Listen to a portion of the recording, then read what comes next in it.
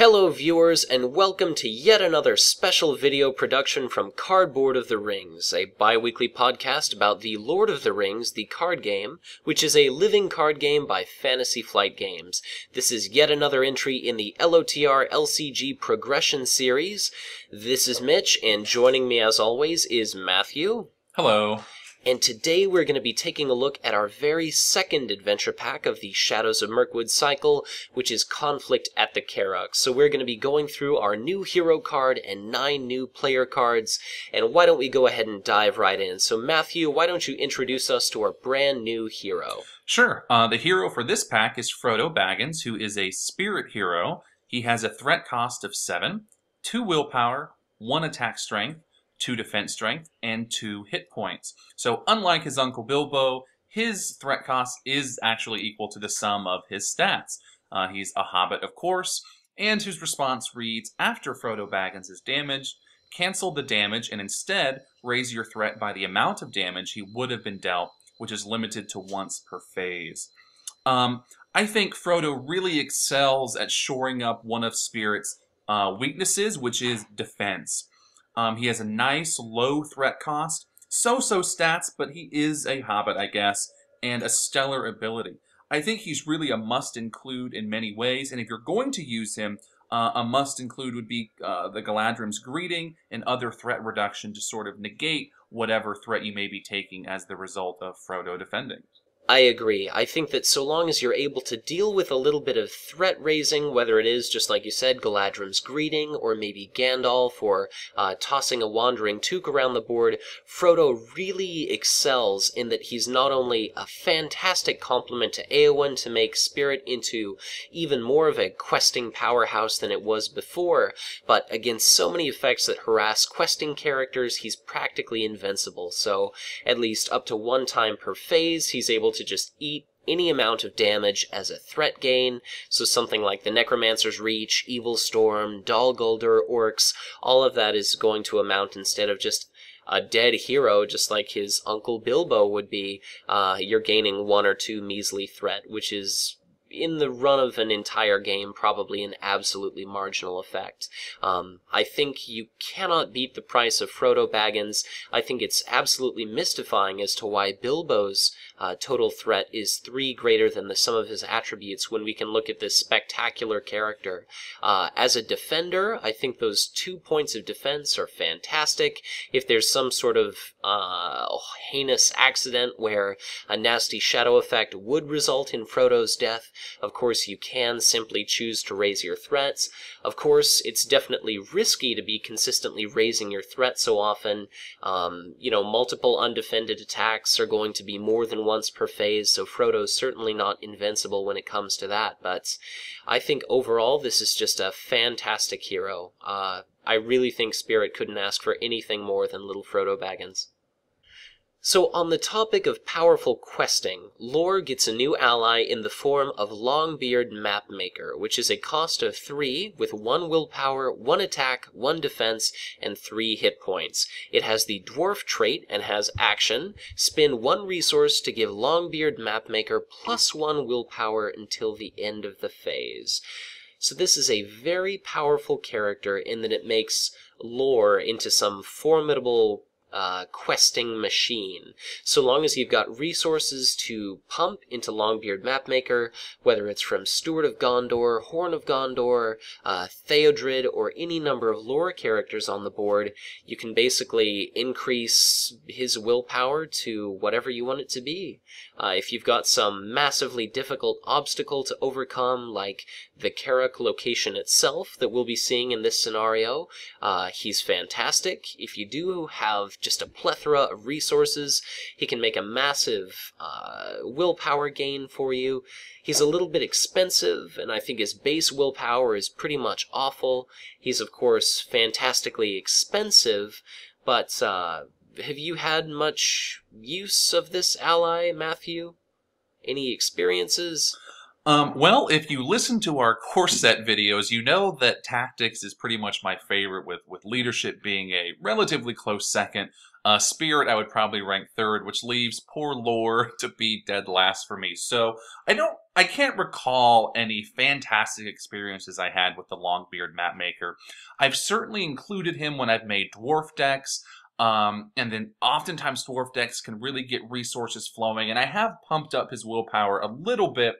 But by and large, I think he's an expensive ally. He gets a little bit better once we have the dwarf synergy that's boosting his willpower with some of the dwarf heroes. But by and large, he's an ally that I think is okay, but maybe not spectacular. Yeah, I think my major problem with him is I'm very used to running dual sphere decks and transferring resources between players and everything else, and it's kind of, I'm really always struggling to scrape together resources, so I'm never really fortunate enough to find myself with a complete excess of resources to do something like this. I think there are certainly some scenarios where if you know that you're going to reach a certain phase of the quest where you have to overcome some big daunting location, just like I mentioned the Carrock, it certainly could be a good idea to save up some resources if trolls are going to be entering the staging area and you're going to have a massive amount of questing willpower. But other than that, the Longbeard Mapmaker, I've found him in my hand a number of times, but it's not too often he actually makes it onto the table. Yeah, absolutely. On the other hand, the second lore card of this adventure pack is pretty darn good. It's a Burning Brand, which is an attachment that costs 2 resources, and it's an item. It must attach to a lore character, and while the attached character is defending, cancel any shadow effects on cards dealt to the attacking enemy. This is a fantastic card. I think it's great on Denethor, who's a pretty good defender from the core set. This card also combos perfectly with the next card we'll be discussing, which is the Song of Wisdom, which basically, as the previous song from The Hunt for Gollum did, this one gives a lore resource icon. So you can sort of skirt around a Burning Brand's restriction of attaching it to a lore character with the Song of Wisdom. I've done that many times. It's great to know that the shadow effects are going to be canceled. It's sort of one less defense you have to worry about, or at least the extra surprise. This really is a solid card. Yeah, I really like a Burning Brand just because it adds one more element of control for the players. So if you can put it on, say, a hero that it naturally combos with, like Denethor with his 3 defense, or just like you're mentioning, if you are able to put Song of Wisdom on a character like Aragorn or Gimli, all of a sudden you've got a potent defending character, and you're not going to have to worry about any sort of nasty shadow effect causing you to exhaust additional characters or bolstering the enemy's attack strength so that you die. It means that for that one defending character, you can always count on knowing exactly how much defense and hit points combined you have to muster to survive an attack. It's great so that you can make sure you've got all of your healing effects synced up to just have a completely locked down defense. So I think overall it's absolutely fantastic. Can you think of anything really wrong with a Burning Brand? I think the only drawback to it would be that it has to be on a lore character. So if you're not playing a lore deck and you're trying to include this with a Song of Wisdom, and perhaps you don't draw the Song of Wisdom, that would be a problem. Otherwise, if you're running a lore deck, this really needs to be included, I think. Yeah, I definitely agree. I think the problem with this card for me is so many people just, have such high acclaim for a Burning Brand, but sometimes in my experience, it's just been a lot simpler. Instead of, say, trying to fetch Song of Wisdom out of your deck, trying to pump up one character to be just massively powerful defender, it's just sometimes a lot simpler to have chump blockers where, for the most part, unless you get some sort of horrible, like, return this ally to the owner's hand, it basically gets the same thing done with fewer steps involved. So yeah. Really the only other thing that's worth mentioning about a Burning Brand is in the core set we saw a card called Dark Knowledge, which was an attachment that reduced willpower and allowed characters to peek under shadow cards, just to basically scry what's coming up. So it's kind of funny that with 2 adventure packs down the line, we've already kind of trivialized another card in the lore sphere. So It basically does everything Dark Knowledge could hope to do, but much better. So instead of just predicting a shadow effect, you're actually able to deal with it outright without having to splash in Spirit for a hasty stroke. But with that said, yet another defensive card. Why don't we go ahead and take a look at the first of 2 leadership cards. So we have an attachment called Dayne Warning, which is cost of 1. It is trait signal, just like Dayne Mark that we saw in the Hunt for Gollum. And it reads, attached to a hero, attached hero gains +1 defense strength. And action, pay 1 resource from attached hero's pool to attach Dayne Warning to another hero. I think something that's fantastic about this is, even though it doesn't seem like much of an effect, 1 defense is enough to say, put on a 2 defense, 5 hit point characters so that if you're playing, say, Journey Along the Anduin, and all of a sudden a hill troll gets a +1 attack strength, instead of killing your hero, Dayne Warning allows your hero to survive. It buys you another turn to bring up some sort of counter-offensive against the hill troll. You can play multiple copies of these on 1 hero to make it an absolute rock-solid defender. It goes along perfectly with the Burning Brand. The only problem is you've kind of got to dig through your deck to actually get enough of these, so... Yeah, this card is identical to Dayne Mark, which I really like. I mentioned in our Hunt for Gollum player card review that I had never transferred that card, and that's true. But in a game that I just played recently with my buddy Paul, we actually transferred the Dayne Warning. So my entire time of playing this game, I have never transferred a Dayne card until just this week. And it actually came in really handy, and it allowed my hero to survive an attack unscathed. I didn't actually end up transferring it back to him at any point, but it was really nice to use that action for the very first time. So once again, my opinion of this card is the same as Dayne Mark. Great card, and again, love the flexibility of that action. Speaking about that flexibility, I think if you find yourself in some sort of emergency situation where you know that that character is going to die, let's say they can only absorb 6 damage and there's 7 or more coming, something you can do is you can jump these attachments to other characters. You're going to be losing those resources anyways, so you might as well throw them away during those action windows in between each individual combat step. And then something else to keep in mind is that if you're going for something like this, as opposed to chump blocking, sometimes attachments can be pretty safe, but unless you've got Hasty Stroke or a Burning Brand set up, there's certainly plenty of shadow cards like I think Forest Spider and A Passage Through Mirkwood and multiple others that'll strip attachments from characters. So just because you've got some one powerful character built up, there's certainly plenty of things that can go wrong, so just be careful if you're going to put all your eggs in one basket and go for some super defender character. I've certainly had that happen to me quite a few times. Speaking of losing attachments, our next leadership card is an event, Second Breakfast, with a cost of 1, and its action reads, each player returns the topmost attachment card from his discard pile to his hand. It's a cheap event, certainly, and it's probably a better effect than Erebor Hammersmith in that multiple players can return an attachment, but I think I'd still rather have the Hammersmith because it's a permanent ally that could do some blocking or some other activity other than just a one-shot event. Yeah, I think the problem here is, since the Hammersmith already exists, and we have so few attachments that are likely to be in players' discard piles, it's a little bit redundant. The fact that it's only the top card, of course, is very limiting, which is something else I don't like. I do like the fact, of course, that it's so cheap and it affects multiple players, but really the only things that you're going to be seeing this used with are things like Forest Snare, which, sometimes you'll only need once or twice in a scenario, so being able to retrieve it multiple times is a little bit questionable. There are things like Power in the Earth, which, is a little bit questionable to have in your deck in the first place, and then there's Borne Aloft, which we're going to be talking about a little bit later in this video. So Second Breakfast at some point might be a little bit more worth playing, but at the present moment I'm definitely not looking to include this in any of my leadership decks.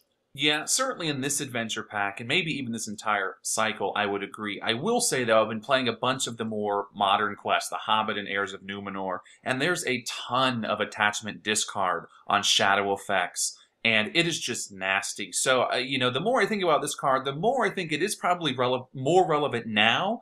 And keeping in mind that it returns the topmost attachment would mean you want to be a little bit strategic in how you discard the attachments from your characters. There's a few shadow effects now that discard all attachments, which is really nasty. And so make sure you put your favorite one on the top there in the discard pile. All right, well, and since I just mentioned our tactics event, why don't we go ahead and cover Borne Aloft, which is a cost of 0, and it is trait condition. It reads, attached to an ally, and has action, discard Borne Aloft from play to return attached ally to its owner's hand.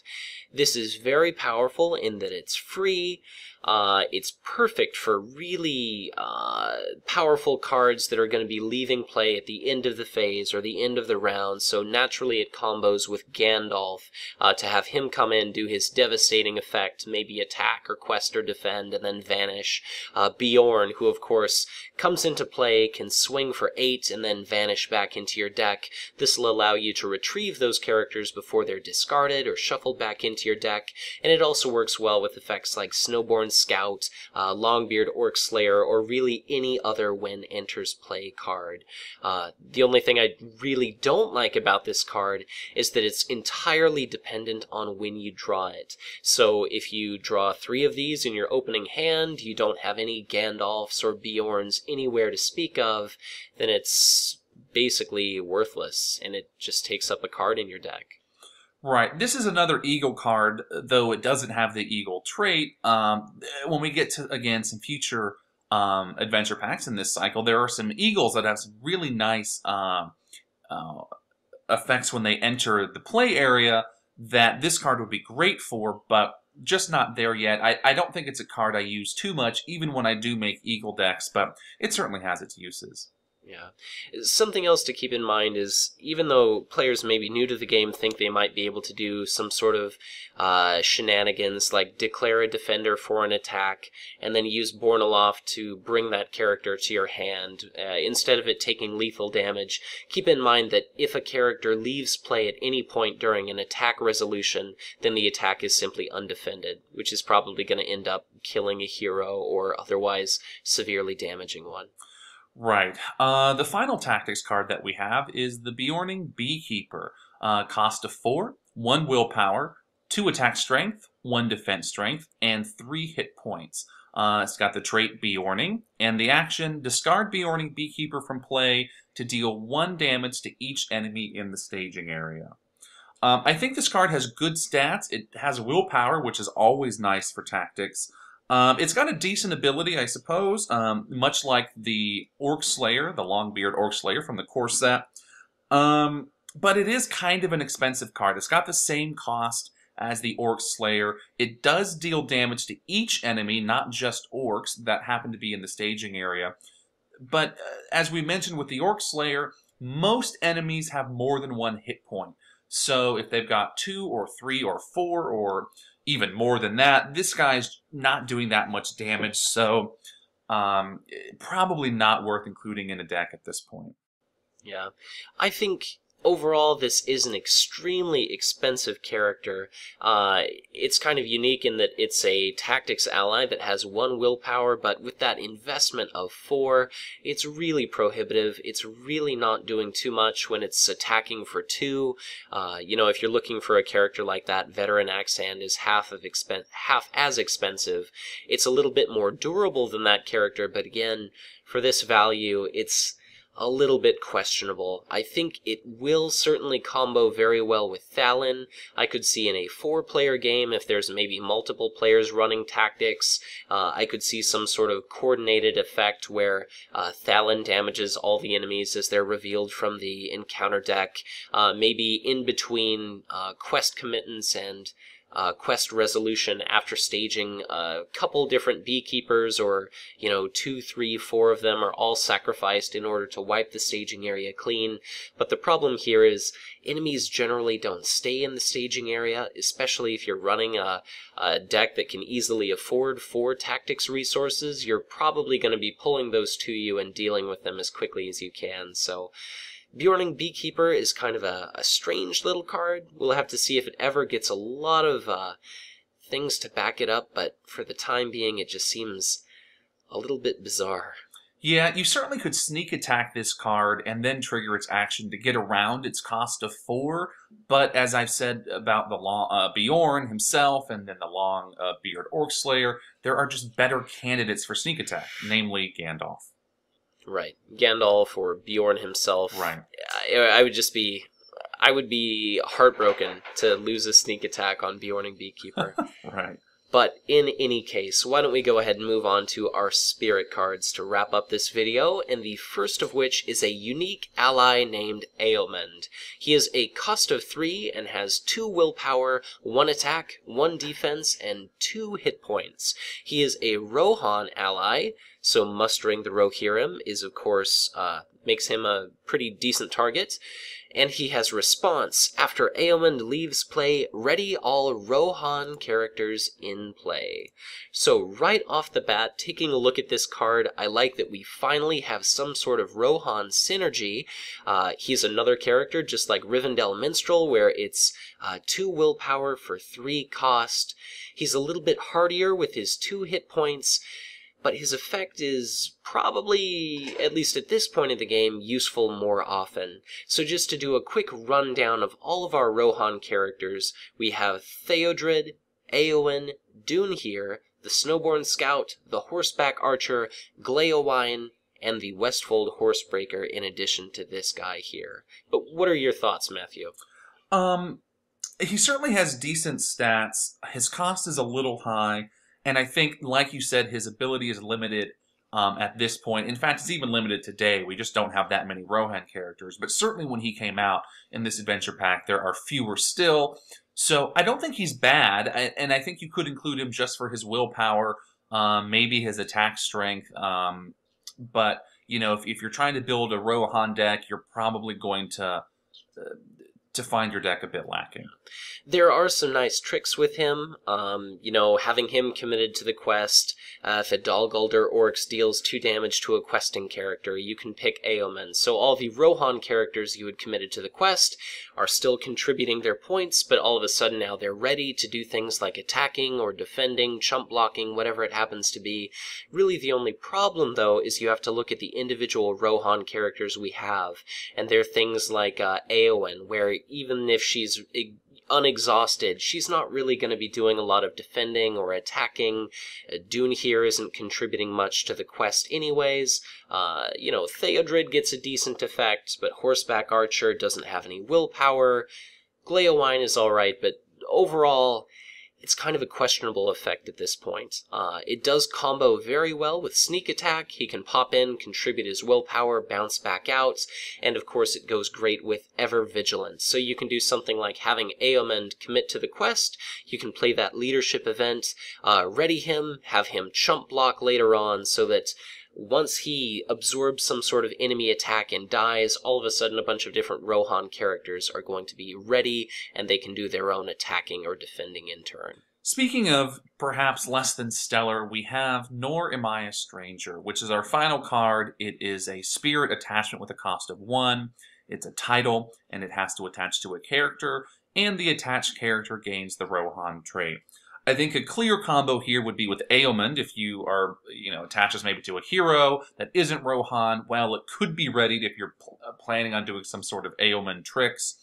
Otherwise, I think this card is worthless. Perhaps, again, as I say so often, it will have some future use when the Rohan trait gets developed, which I'm sure is inevitable. We'll get there at some point. We're just not there now. To be honest, I'm completely surprised this is in this cycle, that this card was ever designed, because even when we finish the Shadow of Mirkwood, there still isn't really a great Rohan synergy. So this card is just sort of baffling to me. It definitely is a pretty negligible effect. It's an interesting idea where you can throw out that Rohan trait, and we certainly will see a little bit of development of this sphere, but Rohan is more or less abandoned once we get out of Shadows of Mirkwood, and until we see a lot of development of that trait, it's not really doing too much. Like you said, it's useful if you're doing some ailment tricks, but it's really sketchy to include multiple copies of a card in your deck just for the off chance that you might get to ready that character with ailment once or twice in the game. Certainly it's cheaper than Unexpected Courage, and consistently if you have a lot of players in a game running Spirit where ailment is just, on and off the table practically every turn, you can see huge effect from it. But really, it's so situational and so conditional, and I think more often than not, players are going to find themselves with additional Rohan characters, and they're not gaining any perceptible benefit from it. Yeah. But I suppose with that said, we've finished up all the player cards and our new hero card for our second adventure pack. I suppose overall, what are your thoughts on this conflict at the Carrock Adventure Pack? While this is one of my favorite quests, I think the player cards themselves, much like the Hunt for Gollum, are somewhat underwhelming. I think Frodo is a great hero. In fact, I think he's better than Bilbo in many ways. Of course, I love the Dayne warning. Eowyn's not bad. Burning Brand is great. The Song of Wisdom is fantastic as well. I think it's a step up from the Hunt for Gollum, but it's not the strongest adventure pack we've ever seen. Yeah, I think it's, and this can probably be said for all adventure packs, and certainly the ones that we've seen so far, but all the cards in here are definitely very hit or miss. For example, just like you said, Dayne Warning is very useful. Borne Aloft gives players additional uses of Gandalf. If you want, you can use Second Breakfast to return Borne Aloft to your hand to give you even more uses of Gandalf and other powerful allies like that.